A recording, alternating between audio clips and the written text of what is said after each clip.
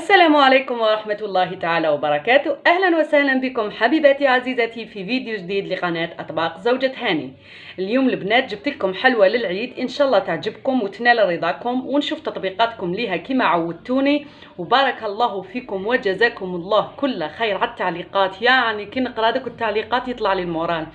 وهذيك التطبيقات اللي راكم تبعثوهم لي، اللي راكم تبارطاجيوهم في الجروب ولا اللي راكم تبعثوهم لي للبريفي، يعني جزاكم الله كل خير انكم راكم توثقوا فيا وفي وصفاتي. اللي زرت القناه اول مره نقول لك حبيبتي اشتركي وفعلي الجرس راح يوصلك كل جديد. اليوم جبت لكم كما سبق وقلت لكم حلوه راح تعجبكم ان شاء الله، بزاف بنينه وديكور جديد وبزاف بزاف بزاف هايله، اللي هي حلوه التفاحه. كما راكم تشوفون نبداو على بركه الله. المقادير اليوم راح نديروها بالزيت، اقتصاديه، واللي حبت تستعمل الزبده تعوض الزيت بالزبده. كما راكم تشوفوا عندنا كاس تاع الزيت، كاس سكر غلاس، وكاس تاع النشا، عندنا زوج مغارف لحظه حليب غبره، عندنا ندير زوج حبات بيض كاملين مع صفار حبه، عندنا هنا باكي خميره الحلويات، عندنا لاغوم تاع البيستاج منها ملون ومنها منكه، عندنا هنا التمر اللي راح نستعملوه كحشو لداخل، وعندنا هنا فوق كاوكاو دايرينه بقوت تاع البيستاج راح نستعملوه نرمدو فيه الحبات تاع التفاح نتاعنا. نبداو على بركه الله في تطبيق الوصفه. وعندنا الوعاء نديرو فيه الكاس تاع الزيت، ونزيدو الكاس تاع السكر الناعم، ونخلطوهم مع بعض جيدا حتى يمتزج الخليط. الان نبداو نضيفو في البيض بالحبيبه، قلنا نحو صفار حبه نخلوه نرمدو فيه التفاح تاعنا. نخلطوا الحبه الاولى، من بعد نضيفوا الثانيه، من بعد نضيفوا صفار. ان شاء الله تكون راكي واضحه، الكلام يكون واضح لعندكم ان شاء الله.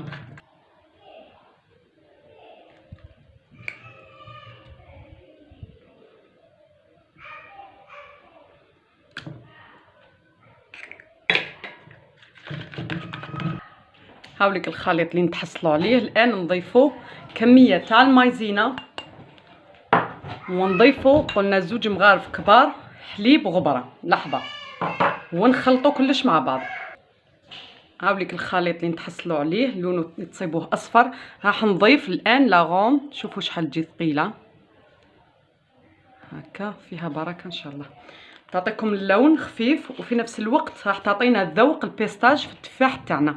ما نغيروا فقط، اللي ما حبتش تديروا تستغنى عليه تقدر تستغنى عليه، الامر يرجع لكم. انا حبيت نستعمله اليوم. الان نبدا نضيف الفرينه تدريجيا مع الساشي تاع خميره الحلوى، ونخلط حتى نتحصل على عجينه تكون متماسكه. دوك تشوفوا معايا.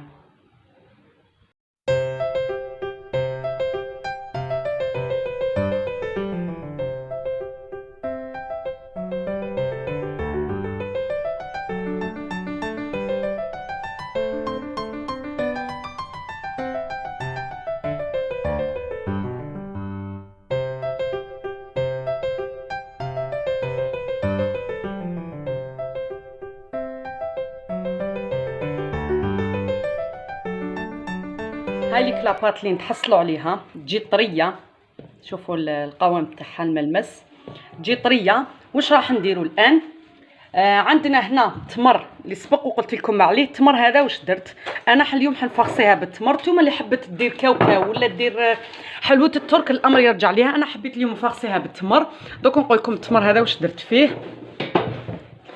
خذيت التمر كما تشريه، تنقيه مليح، قلنا كما سبق قلت لكم تنقيه مليح من العظم، ديري فيه شويه تاع الزيت وشويه تاع المزهر والجلجلان، وتعجنيه مليح حتى يولي لك الطري. شوفوا كيفاش يجي الطري يتلاصق عليه.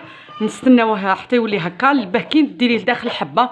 كي تقسميها تضمني انه الحبه تاعك تجيك من لاباط وتجيك من لافارس، ماشي تجيك هذيك البلوكه تاع التمر في الوسط ولاباط وحدها، هذا يكون خطا. راح نوزنوا هنايا الحبيبات نتاعنا تاع العجينه، نفخصيوهم بالتمر. الوزن نتايوما تحبي ديريهم 30 حتى 35 الحجم نتايوما تحبي تاع الحبه. لا فارس توجور قلنا نص تاع لاباط هي تجي لا فارس.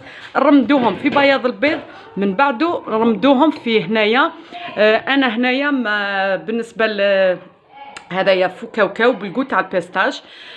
كاين وحده حطت منشور عليه وكان شويه تفاعل معاه. سالت وانا دوك نجاوبكم ان شاء الله يكون الاجابه لكم كامل. انا هذا اللي عندي شريته، ولكن تقدري تخدميه في الدار. ما نفضلش تخدموه في الدار لانه يفسد في مده قصيره. اللي نشروه يكون فيه ماده حافظه اللي تعاونو يبقى يشد لك مده اطول. في الدار تفوريه مع برج قارص، تفوريه مع لاغوم تاع البيستاج اللي سبق شفتوها هذيا، تفوريه معاها. من بعد كي تنحيه تخليه على برا، تزيدي تنشفيه شويه، من بعد تحطيه في الكوشه واحد 15 حتى ل 20 دقيقه. من بعد تزيدي تخرجيه. كاين اللي يعاودوا يفوروه، كاين اللي يخرجوه قباله للشمس يحطوه، الامر يرجع لكم. انا قلتها ونعاودها، نفضل انكم ما تستعملوش لانه على هذاك البخار تاع الماء اللي راح يدخلوه راح يفسدوه، ما يخليهش يقرمش كما كان، وانما راح يدخلوا رطوبه لداخله. هذيك الرطوبه هي اللي راح تخليه ما يشدش مده طويله، عكس اللي تشريه واجد كونتيتي صغيره ترحيها وتعطيك نتيجه افضل ويشد لك وقت اطول، لانه كما قلت لكم يديروا له ماده حافظه. ان شاء الله يكون وصلكم الميساج تاع الفو كاوكاو هدايا. دوكا نبداو العمليه تاع الحبل الواد تاعنا مع بعض.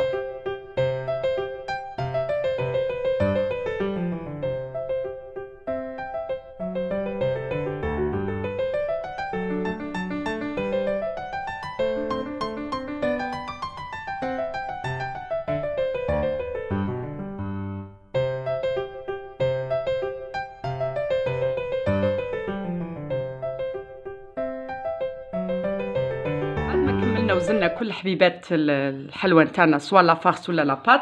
كما كنتوا تشوفوا لاباط بس ما وزنت برك وكنت نحط، ما كورتهاش مليح، على بالنا بلي انه لاباط اللي تكون مخدومه بالزيت تطلق الزيت تاعها هذيك. على هذيك انا فت وزنت برك. دوكا راح نحل نكورها غير شويه برك، نحل ندير كويره تاع لافارس ونكورها مليح. الان سحق الوجه تاعها يكون شويه ممسوح. الا ما مشات لكمش عجنيها شويه بيدك هكا، من بعد رمديها في بياض البيض ورمديها في الكاوكاو اللي عندنا. هاي ليك، شوفوا نحركوا الطبسي نرمدوها مليح هكا. من بعد زيدي عاونيه شويه في يدك، حكمي ظفرك الصغير ودخليه. ديري هذيك الثقبه تاع التفاحه وين نعلقوا الورقه عفوا. من بعد نديروهم داخل الكيسات باه يطيبوا. دونك انا نكمل كل الحبيبات اللي عندي ونرجع لكم بعد ما نكملهم.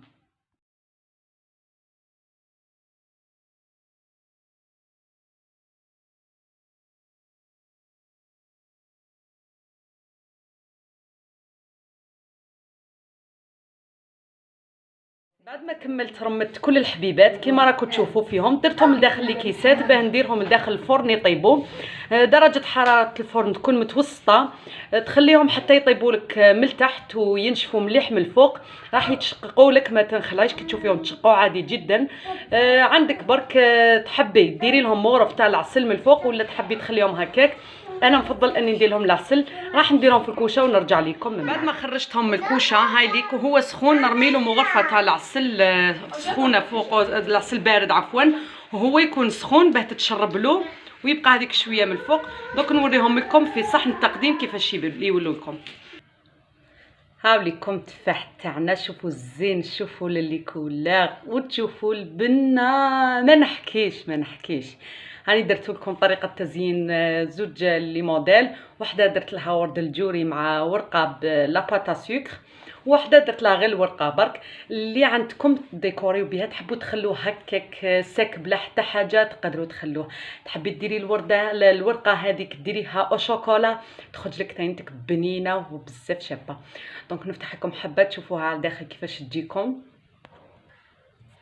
قسمت انا حبيبه بالموس وحبيت حبيبه نقسمها، بسم الله نقسمها قدامكم. شوفوها كيفاش تجي تتفتت. شوفوا لا فخس تجيكم الطريه تخافيهاش كامل. لاباط كيف ما عندي ما نقول. صبونا ندوق، انا ما نقدرش هكا نشوف برك. صدقوني بالله ما عندي ما نعبر، ما عندي ما نقول. شوفوا لداخل كيفاش تجيكم بزاف بزاف شابه بزاف بنينه. وهذيك المغرف تاع العسل دخلها على الداخل، زاد لها بنه على بنه. واللي ما حبتش العسل تزيدوا مثلا تزيدوا، الامر يرجع ليكم. هذه هي. نتمنى يكون عجبكم الفيديو تاع اليوم، نتمنى كنت خفيفه وظريفه عليكم. نتمنى نشوف تطبيقاتكم ليه في العيد هذا، ان شاء الله يدخل علينا بالصحه والهنا، وان شاء الله ربي يرفع علينا هذا البلاء وهذا الوباء، وان شاء الله يشافي كل المرضى ويرحم كل الموتى. وش نقول لكم، الله يعلي مقامكم ويعلي شانكم، كل وحده راهي تعاون فيا. نقول لك حبيبتي زيدي شويه برك، عاونوني في بالنسبه للمشاهده. شوفوا لي فيديو تاوعي، بارطاجيوهم، لازم يشوفوهم بزاف باه نوصل نسبه المشاهده اللي راني محتاجتها في اداره اليوتيوب باه يقبلوا القناه تاعي. شكرا شكرا شكرا لكم على التعليقات، شكرا على البارطاج، شكرا على التطبيقات الوصفات. حابكم نقدم انا نهضر، الله ما نوفقكم حقكم، باسكو فريمون فريمون فريمون طحت مع ناس فاميليا ما شاء الله، تبعثوا لي كلامكم تعليقاتكم، صدقوني غير الله يجبر بخاطركم كما كنت تجبروا بخاطري. هذا واش نقدر نقول لكم. في الاخير نقول لكم حبيباتي شهيدكم في الجنه، والسلام عليكم ورحمه الله تعالى وبركاته.